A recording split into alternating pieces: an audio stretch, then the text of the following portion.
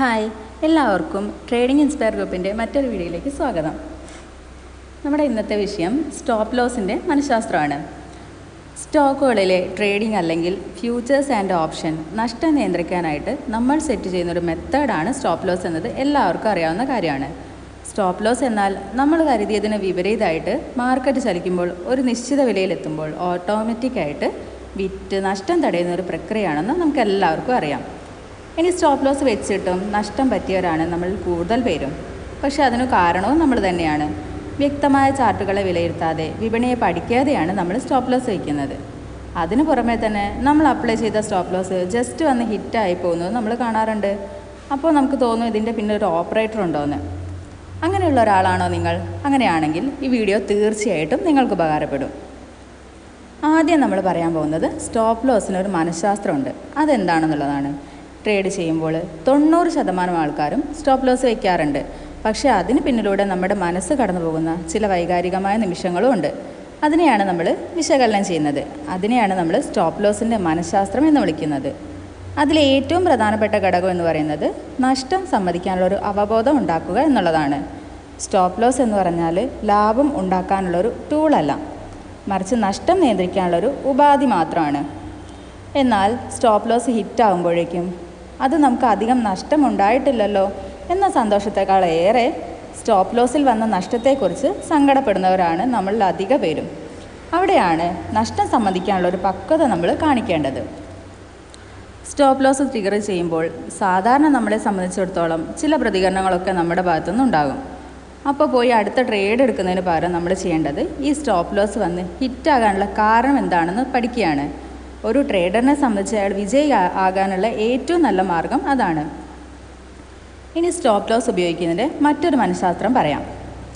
ഓരോ ട്രേഡിന് ചുറ്റുമുള്ള 50% വരുന്ന പരാജയപ്പെടാനുള്ള സാധ്യതയെ നമ്മൾ വേലി കെട്ടി നിയന്ത്രിക്കുന്നു എന്നുള്ളതാണ്.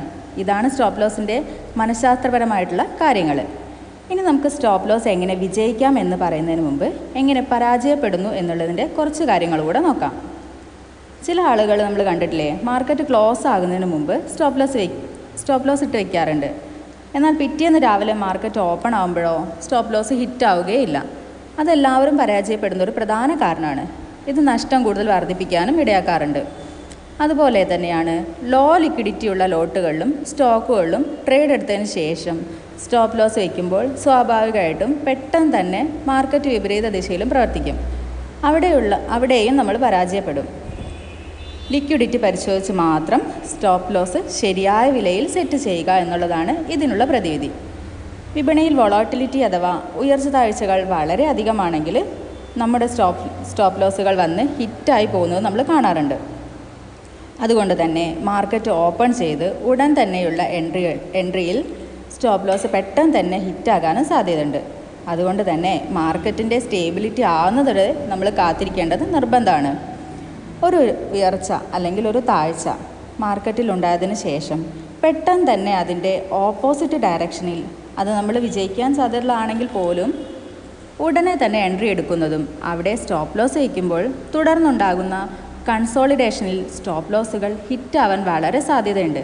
അതുകൊണ്ട് തന്നെ കാത്തിരിക്കൽ നിർബന്ധമാണ് കേട്ടോ. ഇനി നമുക്ക് സ്റ്റോപ്പ് ലോസ് വിജയകരമായിട്ട് ഉപയോഗിക്കാനുള്ള ചില ടിപ്പുകളൂടെ നോക്കാം.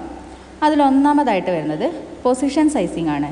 അതായത് സ്റ്റോപ്പ് ലോസ് സജ്ജമാകുമ്പോൾ ട്രേഡിൻ്റെ ആകെ മൂല്യം പരിഗണിച്ച് ക്യാപിറ്റൽ അറ്റ് റിസ്ക് മാനദണ്ഡം പാലിക്കുക.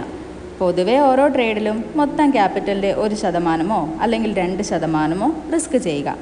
നമുക്ക് രണ്ടാമതായിട്ട് വരുന്നത് വിവിധ തരം സ്റ്റോപ്പ് ലോസ് നമ്മൾ ഉപയോഗിക്കുക എന്നുള്ളതാണ്.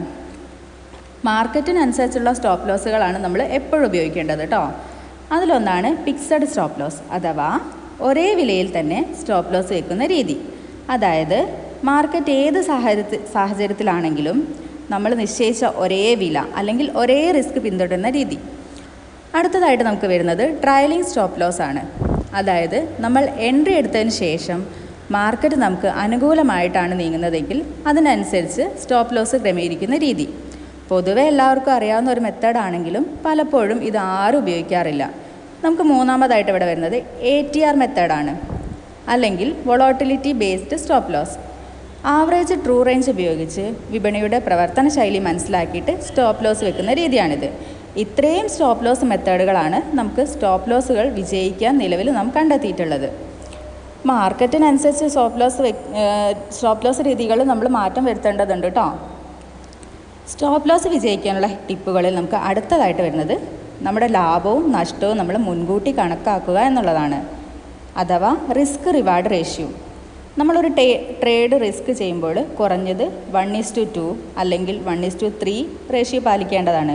ഒരു ഉദാഹരണം പറയുകയാണെങ്കിൽ 100 രൂപയാണ് നമ്മൾ റിസ്ക് ചെയ്യുന്നതെങ്കിൽ നമ്മൾ പ്രോഫിറ്റ് ലക്ഷ്യമിടുന്നത് 200 300 ആയിരിക്കണം.